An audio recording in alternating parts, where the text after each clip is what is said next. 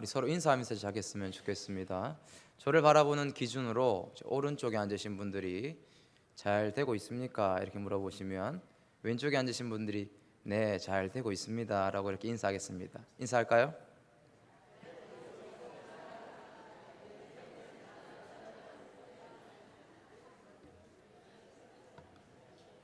아멘. 네, 하나님이 붙들어 주시면 잘 될 줄 믿습니다. 백설공주라는 동화가 있습니다. 이 동화의 등장인물 중에 그 백설공주의 계모인 왕비는 자기만 볼 수 있는 거울이 하나 있습니다. 그래서 왕비는 거울 볼 때마다 이렇게 이야기합니다. 거울아 거울아, 이 세상에서 누가 제일 예쁘니? 그럼 거울은 늘 똑같이 반복적으로 당신이 가장 아름답습니다 라고 대답합니다. 그런데 어느 순간부터 거울이 백설공주가 당신보다 더 아름답습니다 라고 말하는 겁니다. 그때부터 이 왕비는 분노와 수치와 질투와 열등감과 이런 것에 휩싸여서 살기를 느끼게 됩니다. 그때부터 왕비는 백설공주를 죽이는 데만 몰두하게 됩니다. 좀 안타까운 인생이죠. 왕비의 거울이 아니더라도 우리들 자신만의 거울이 다 있습니다. 우리는 종종 그 거울을 들고 묻습니다. 나는 누구지? 라고 묻습니다. 사람마다 그 거울은 다양한데 누군가에게는 인기입니다. 내가 저 사람보다 더 인기가 많은가? 어떤 사람은 차입니다. 차. 내가 저 사람보다 좋은 차를 타고 다니는가? 어떤 사람은 집입니다. 내가 저 사람보다 좋은 집에 사는가? 엠코에 사는가? 뭐 이런 거죠. 누군가는 자기가 이뤄놓은 직급이나 업적이 될 수도 있겠죠. 그 질문은 나의 정체성입니다. 정체성. 너와 비교해서 나는 어떤가 하는 거죠. 좋은가? 아니면 나쁜가? 내가 저 사람보다 잘 사는가? 그렇게 스스로 묻고 답하면서 우리는 우리 인생을 살아가게 됩니다. 오늘 본문에 보면 나는 누구냐라는 질문 앞에 나는 발 뒤꿈치를 붙잡는 사람입니다 라고 말했던 사람이 나옵니다. 그 말은 나는 사기꾼입니다 라고 말하는 것과 같아요. 나는 사기꾼입니다. 누구죠? 야곱입니다. 야곱은 가난하기 때부터 기록이 별로 좋지가 않습니다. 쌍둥이로 태어날 때 나보다 형이 먼저 나가는 것이 굉장히 싫었나 봐요. 내가 이겨야 되는데, 그래서 자기보다 먼저 나간 형의 발꿈치를 잡고 나옵니다. 이 사건 때문에 부모가 이름을 야곱이라고 지어줄 정도로 성경은 그 야곱의 출생 장면을 집중합니다. 믿음이 없을 때 성경을 읽으면 이렇게 막 턱턱 부딪히는 부분이 있지 않습니까? 저는 믿음이 없을 때 이 부분이 딱 걸리는 거예요. 아기 때는 뭔가 인지를 하기도 전인데 뭔가 의지를 발휘하기도 훨씬 전이에요. 이기고 지는 것이 무엇인지 어떻게 알겠습니까? 또 안들 어떻게 이런 행동을 할 수가 있겠습니까? 어떻게 발꿈치를 잡고 나올 수 있을까? 안 믿기더라고요. 그런데 제가 이제 결혼을 하고 자식을 낳아 보니까 이 말씀이 이해가 되더라고요. 제 아들 이름이 하임이라는 친구인데 뭐 지금도 그렇지만 아주 오래전부터 또래 친구들을 막 때리고 다녔습니다. 막 밀고 눈을 막 찌르고 막 주먹으로 치고 막 이렇게 하는 거죠. 요즘 박 목사님 딸들을 얼마나 때리고 다니는지 제가 늘 죄스러운 마음을 가지고 살고 있습니다. 그 이전 교회에서도 부목사님 딸을 그렇게 때렸거든요. 부목사님 딸을 킬러라고 그렇게 말하는데, 그런데 신기한 거는 자기보다 크거나 힘이 세다고 생각되는 아이들은 때리지 않습니다. 자기보다 큰 형님들 앞에서는 형님들의 심기를 최대한 건드리지 않으려고 노력하는 하임의 모습을 제가 딱 봤어요. 어느 날 유치부에 자기보다 조그마한 친구가 한 명 들어왔습니다. 어김없이 그 아이는 이제 하임이의 타깃이 딱 된 거예요. 아, 저 녀석을 오늘 괴롭혀야겠다. 나의 사냥감이다. 이렇게 하는 거죠. 그래서 이제 막 괴롭히고 또 눈 찌르고 당하고 막 주먹으로 치고 막 이렇게 했는데, 그러다가 이 작은 친구가 굉장히 성질이 있는 친구였어요. 이 친구가 제 아들내미의 손가락을 꽉 깨물었습니다. 그 다음 날부터 제 아이는 그 아이를 건드리지 않는 거예요. 예? 무서워서 피하더라고요. 예.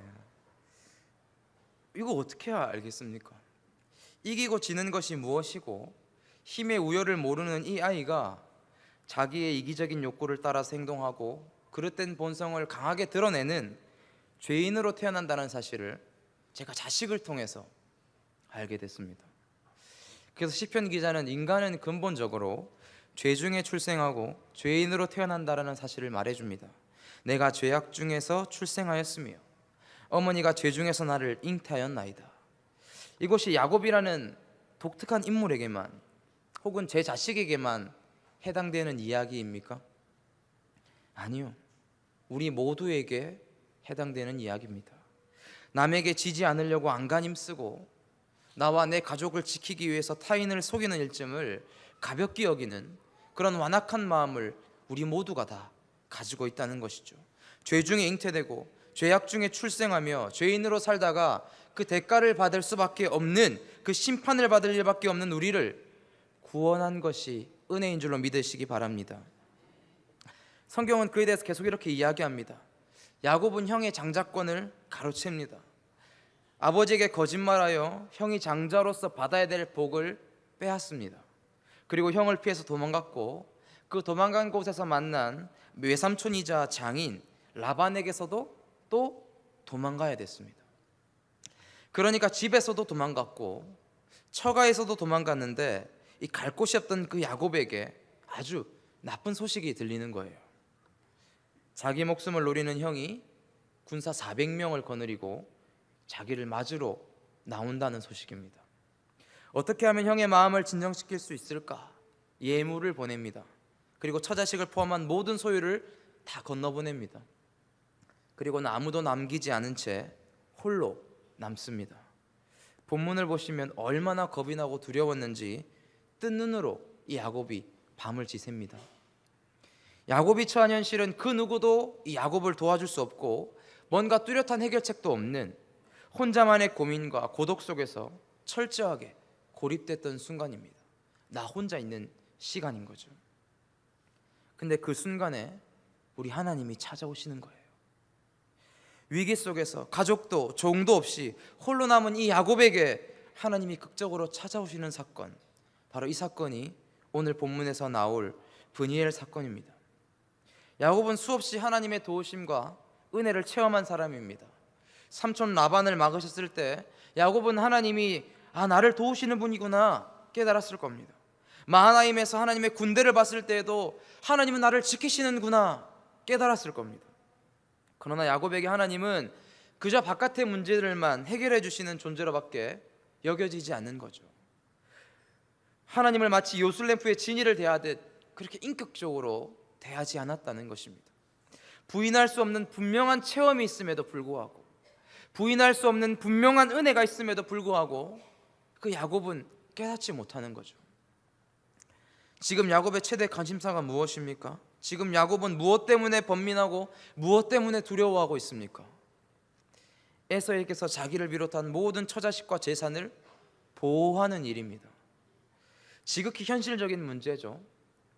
근데 그것 때문에 두려워하고 그것 때문에 하나님 앞에 엎드리고 지금 도움을 구하고 있는 겁니다. 그렇게 번민하는 야곱에게 하나님이 찾아오셔서 야곱아, 네가 무척 힘든 상황 중에 있구나. 너의 기도 제목을 내가 응답하여 너의 고민을 해결하고 너의 살 길을 만들어 주리라 하지 않으셨어요. 그렇게 대답하지 않으셨습니다. 하나님은 날이 새도록 이 야곱을 붙들고 씨름하십니다. 하나님은 왜 야곱과 씨름하셨을까요? 지금 야곱에게 진짜 필요한 것은 에서를, 자기 형을 피할 길인데요. 야곱은 이 문제를 해결해 달라고 기도했습니다. 그러나 하나님은 그 기도에는 아무런 반응을 하지 않으시고 도리어 야곱과 씨름을 하시는 거예요. 왜요? 하나님은 야곱의 진짜 문제를 다루시기 위해서예요. 야곱과 씨름을 시작하신 겁니다. 야곱의 진짜 문제는 에서가 아니에요. 야곱의 진짜 문제는 하나님과의 관계입니다. 야곱의 진짜 문제는 내 눈앞에 펼쳐진 위기가 아니에요. 하나님 앞에서 내 영혼의 상태입니다. 하나님은 이 야곱의 현실적인 필요에 반응하기 전에 야곱의 진짜 문제가 무엇인지 정확하게 알고 그의 실체적인 변화를 위해서 일하시는 분이십니다. 하나님 우리를 보시면서 우리에게 정말 관심 있는 부분이 어디겠습니까? 나의 출세입니까? 나의 성공인가요? 내가 그토록 추구하고 열망하는 복입니까? 아니요. 내 영혼의 문제입니다. 내 영혼의 상태죠. 그러나 보십시오. 대부분의 사람들은 가족, 자식 교육, 직장, 출세, 주거지 등의 외적인 문제에만 신경을 쓰고 또 그것을 하나님께 아뢰입니다. 그건 우리들의 기도 제목만 살펴봐도 쉽게 알 수 있는 거죠. 많은 사람들이 이것만 해결되면 나는 괜찮아질 것이다 라고 생각을 합니다. 하나님 어떻게든 이것만 해결해 주시면, 에서만 쫓아내 주시면 다시 열심히 신앙생활 하겠습니다. 이것만 해결해 주신다면, 이 문제만 해결해 주시면 다시 헌금도 열심히 할게요. 그러나 하나님은 아니, 너의 진짜 문제는 그것이 아니다. 진짜 문제는 너의 삶이, 너의 영혼이 병들어 있다는 것이다. 내가 그것을 고치겠다 라고 말씀하시는 겁니다. 저도 말씀을 준비하면서 최근에 제가 무엇을 위해서 기도하고 있는지 한번 봤습니다. 여러 가지가 있겠지만 굵직하게 정리하면 사역자로서의 어떤 부흥을 경험하고 싶었습니다. 그것을 위해서 기도하고 있더라고요. 자녀의 건강과 자녀의 발달, 그리고 와이프의 건강. 말씀을 준비하고 저의 삶을 함께 돌아보면서 나 또한 내 영혼의 문제에 대해서 돌아보는 일들은 미루고 있구나. 눈에 보이는 가시적인 문제들에 대한 기도 제목은 이렇게 많은데 내가 하나님 앞에서 어떤 존재인지, 내가 말씀을 가지고 얼마나 씨름하는지, 죄에 대해서 얼마나 민감하게 반응하고 있는지, 내 영혼의 문제는 지금 어떤지 간과하면서 살아가고 있었구나. 우리는 우리의 영혼 돌아보는 일을 쉽게 미루거나 쉽게 잊어버리는 경향이 있습니다. 그리고 그것을 별로 중요하게 여기지도 않습니다. 그러나 우리에겐 우리 스스로에 대한 진지한 영적 고찰이 반드시 필요합니다. 하나님 앞에서 나는 누구인가? 내 영혼의 상태는 지금 건강한가? 라는 거죠. 하나님 그 야곱의 인생을 변화시키기 위해서 야곱에게 아주 살같은 질문을 던집니다. 32장 27절인데요 같이 한번 읽어보겠습니다. 27절입니다 시작.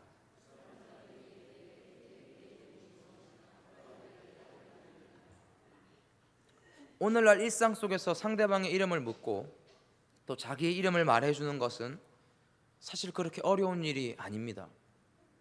그러나 이 본문의 배경 속에 네 이름이 무엇이냐라고 물으시는 그 하나님의 질문은 결코 답하기 쉬운 문제가 아니었어요.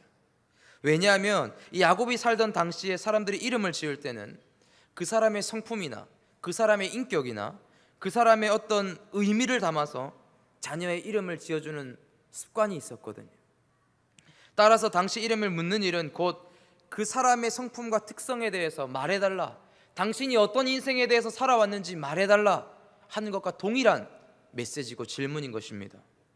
그럴 때 야곱은 자기의 이름에 담겨진 뜻, 그 의미를 잘 알 뿐만이 아니라 자신의 이름대로 살아왔던 자기의 과거를 드러내야 되는 고통을 경험했을 겁니다. 야곱이라는 뜻은 아까 말씀드린 것처럼 발꿈치를 잡는 자, 남을 속이는 자, 비열한 자, 뒤통수를 치는 자, 이런 뜻입니다.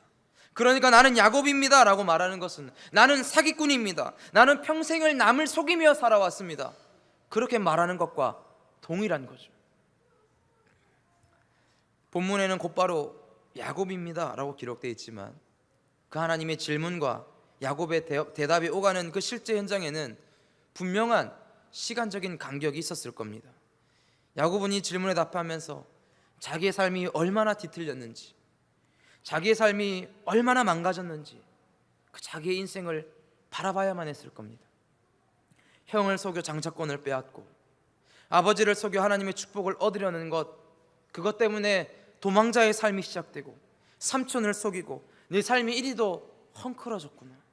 하나님, 나는 내 이름처럼 내 성품과 내 인생에 결함이 있습니다. 내 자아가 뒤틀렸고 왜곡됐고 문제가 있습니다. 하나님, 나는 야곱입니다. 하나님께서 이름을 모르시는 것으로 그 야곱의 지나온 인생, 뒤틀어져 버린 인생, 삐뚤어져가는 그 인생을 드러내시는 거예요. 그리고 그 왜곡된 자아를 부수시고 새롭게 하십니다. 오늘 담임 목사님의 말씀처럼 옛사람을 옛옷을 벗게 하고 새 사람으로서 새 옷을 입게 하시는 거죠. 인간의 본성은 사실 자기의 약점을 노출하는 것을 굉장히 꺼려합니다. 그것은 교회도 동일하죠. 저에게도 문득 그런 것들이 있음을 봅니다. 교회에 오래 다니면 오래 다닐수록 변화되어야 되는데 변화되는 것이 아니라 가면 쓰는 일에 능숙해져 가는 제 모습을 봅니다.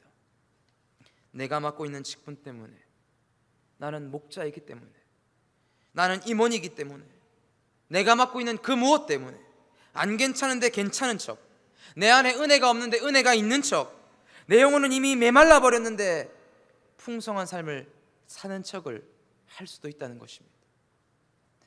인격의 문제를 가진 사람도 발견합니다.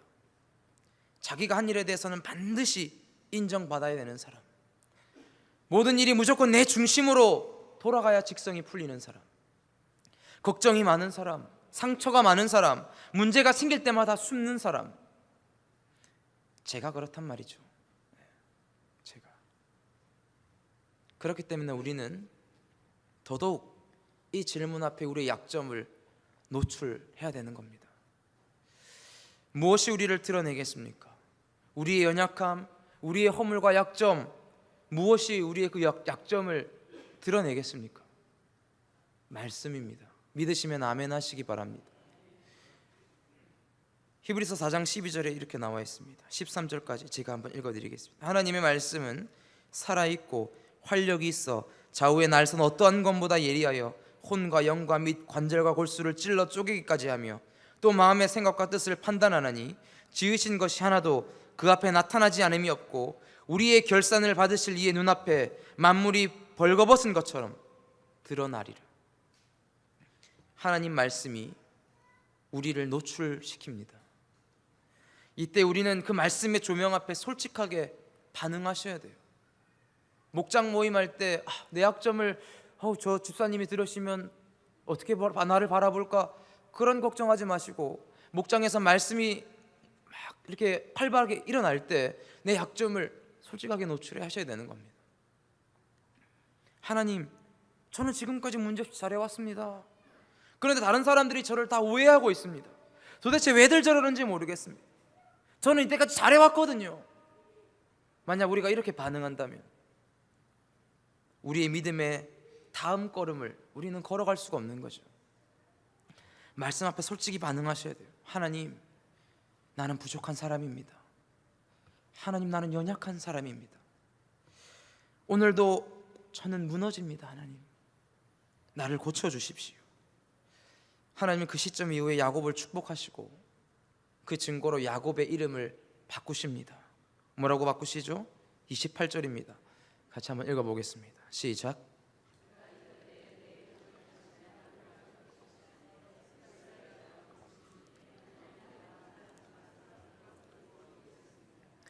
야곱의 마음에 늘 경쟁해야 된다는 생각, 늘 이겨 먹어야 된다는 생각이 이 야곱의 마음에는 있었습니다.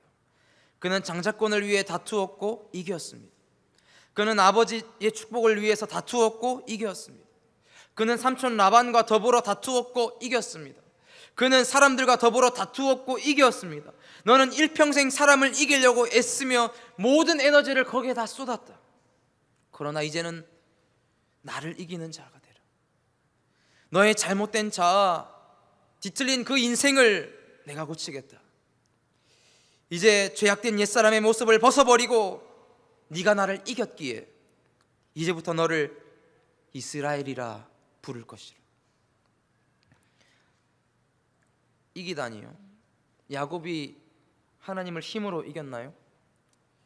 인간이 가지고 있는 힘과 고집과 어떤 그 능력으로 이겼습니까? 아니요.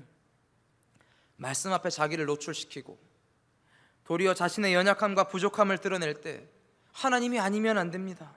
하나님을 끝까지 붙들 때 그것을 보시고 하나님은 이겼다 라고 말씀해 주시는 거죠. 네 이름을 다시는 야곱이라 부를 것이 아니요 이스라엘이라 부를 것이니라. 사랑하는 성도 여러분, 하나님 우리의 인생 가운데 찾아오셔서 우리의 잘못된 인식, 잘못된 생각, 잘못된 가치관, 잘못된 인생을 곧게 펴게 하십니다. 삐뚤어져가는 그 인생을 고치시는 거죠. 그렇기 때문에 그 하나님 앞에서 그분의 말씀 앞에 나를 노출해야 되는 겁니다. 그것이 회복의 지름길인 줄 믿으시기 바랍니다. 질문 하나 드리겠습니다. 여러분의 이름은 무엇입니까? 여러분의 이름. 여러분은 어떤 사람입니까? 주위에서 당신은 이런 사람입니다 이렇게 정의한 것이 나입니까? 내가 세워놓은 업적이 나의 이름입니까? 내가 살고 있는 집이 나의 이름인가요? 아니요. 우리가 하나님 앞에 서면, 그 말씀 앞에 서면 하나님이 우리의 이름을 드러내십니다. 죄인입니다. 죄인. 우리의 이름이 죄인인 거죠. 우리가 가지고 있는 죄된 본성을 따라 이야기하면 사람들에게 상처 주고 사람과 사이를 멀게 하고 사람으로 하여금 울게 만들고 교회를 회방하고 하나님의 뜻이 이루어지는 것이 아니라 사람의 뜻이 이루어지기를 바라고 원하는 것이 우리가 원래 가지고 있는 본성입니다. 죄인이죠. 죄인. 그렇게 하나님, 우리는 죄인입니다. 오늘도 주님, 저는 무너집니다.